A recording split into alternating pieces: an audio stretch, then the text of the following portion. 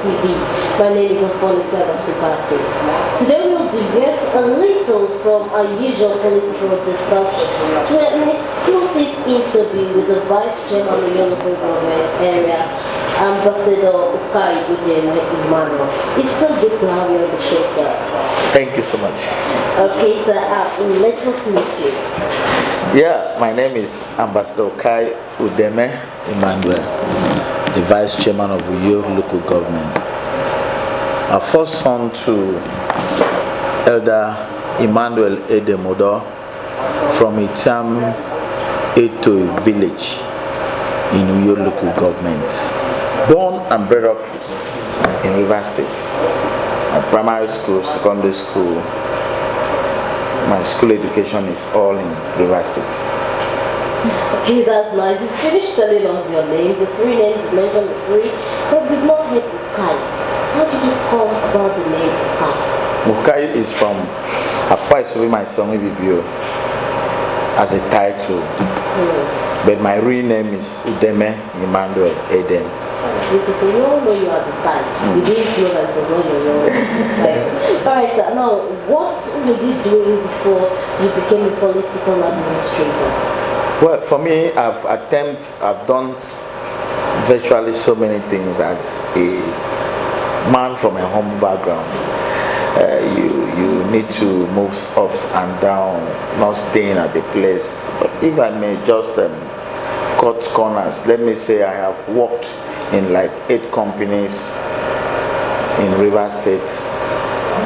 Then thereafter, what even brought me to Akwa Ibom was a job, a third-party job with Diamond Bank here in Uyo. Thereafter, I ventured into my personal business. I'm into building material business. I do supply with a company named Udeme Global Services. What we do is to deliver building materials in your project site of any kind. We get our money and then we move on. And the aspect of venture into politics for me is a call to service. That's why I don't want to be addressed as a politician, because most things I do, you will never find it from any politician.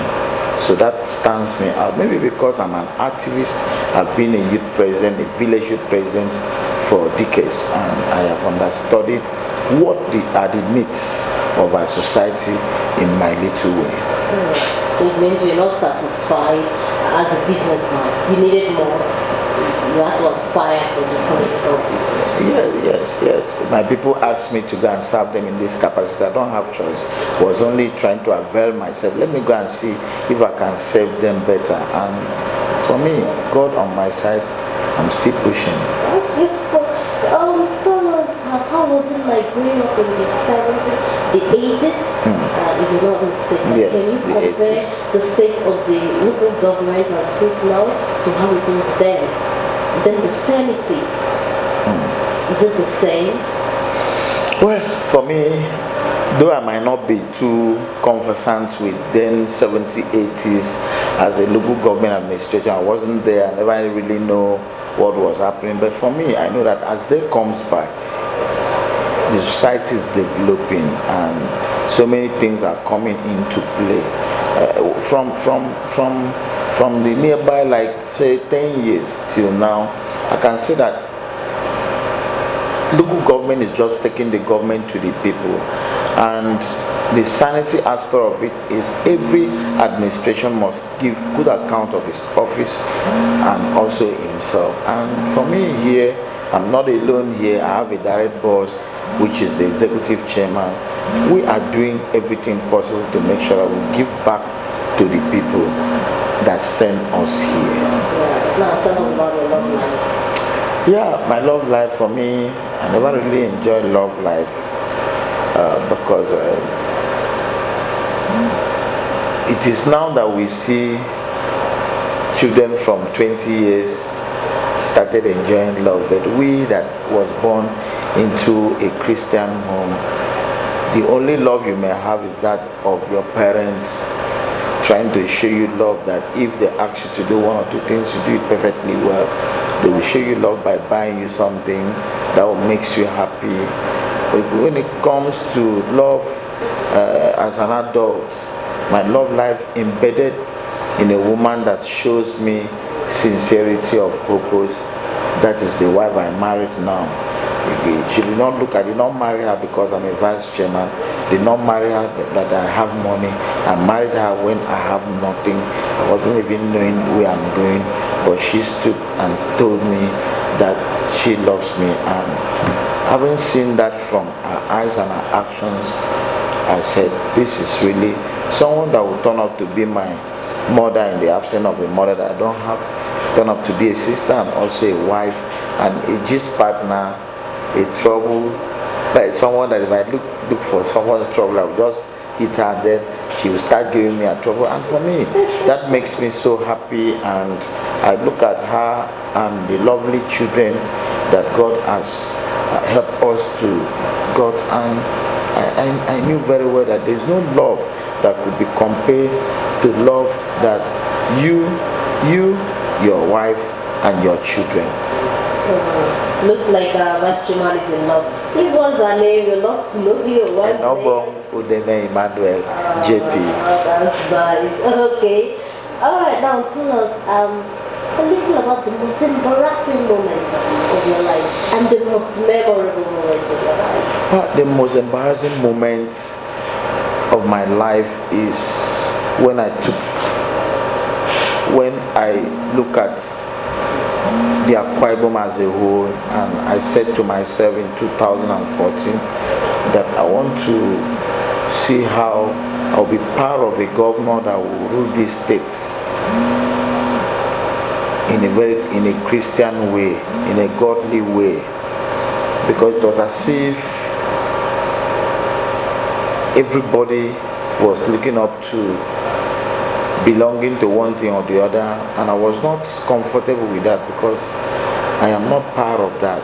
So I was asking God. It was embarrassing that before you become anything in Ukai Udeme, you must belong to one thing or the other. So I was looking for someone that would come with good conscience from God and take this state to another level. It was embarrassing then when I see every Tom and Dick trying to claim one thing or the other, and that anybody from a Christian home cannot take that responsibility. So it was really embarrassing. Then my very joy comes when I was part of the team that makes Governor Udeme Emmanuel as the executive governor of Ukai Udeme State, being a Christian person. So that was what I like, and I so much I won't forget that at least I was part and parcel that makes that happen. That is beautiful. Okay, can you tell us what is the most loveliest thing Lily has ever said to you? Oh, that.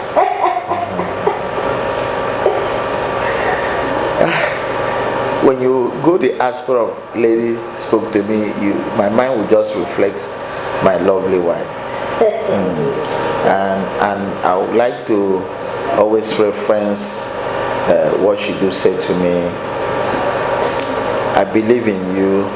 I know you can make it happen. I love you. Keep going. Keep moving. All those words give me courage, give me strength to do everything that I've done in the past and the present, because I can't imagine when she believes in me, even when she has not seen me. She knew that out there I'm going to do exploits. That's beautiful. Do you have a pet? No. You don't like pets? Yes. Why? I don't just like it. Can you cook? Yeah, can make Indomie conveniently. Then the joy I derive from cooking, though my wife or any of my children may not love that kind of food, I can make those dishes that was made then my mom used to make for us. The bangukwo, the asaiwa, the acai bigboat, and so on and so forth. Those ones I can make them, and I enjoyed eating them. Sometimes I'll ask my wife to cook that for me. But these meals are fast disappearing. What's your take on this? I really advise every Akwa Ibom person, let's go back to those dishes then. It makes us strong. We live longer than expected.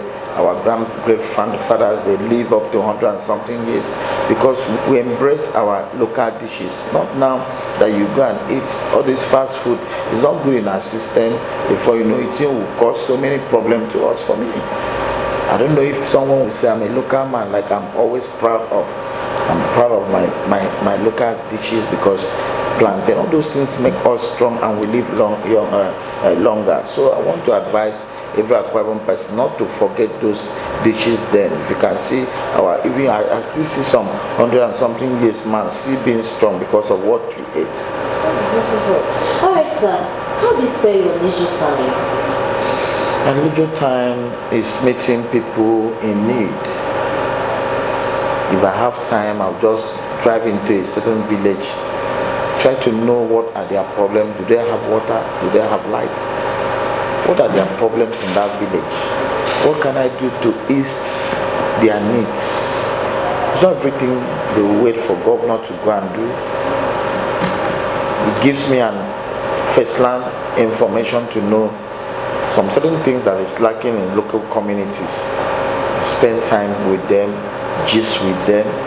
Sometimes they will come out with funny things that people will not even assume that me as a vice chairman will be there. But I'll be there and I'll be very happy to be with them. That's good. Vice chairman sir, we know that you've met a lot of personalities in your life. Can you tell us that one personality that you did spend so much just to meet? A child without parents' guidance. Really? A child that does not have someone to call his father. Why? There are so many around. There are potentials on every child out there. The prominent person we are looking up today started from somewhere, and those ones that we left behind can give us a better future if we spend little of our time with them. So I will pay any amount of money to be with a child that does not have anybody. This makes me feel that we have a philosophy in life. Yes. Can you share it with us? I discovered that the Jonathan, our past president of this country, made to the rank of president not because he was from a wealthy home.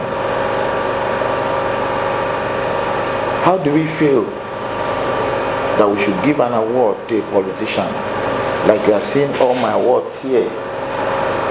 Why can't we go to a local market and see a consistent petty trader in the market that has been consistent and encouraged by giving an award? Award shouldn't only come because someone is occupying an office. It's wrong. It's very, very wrong.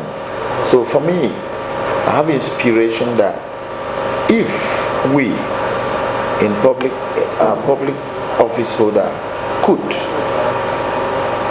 encourage those ones at a very low background that they are, the society will be a better place.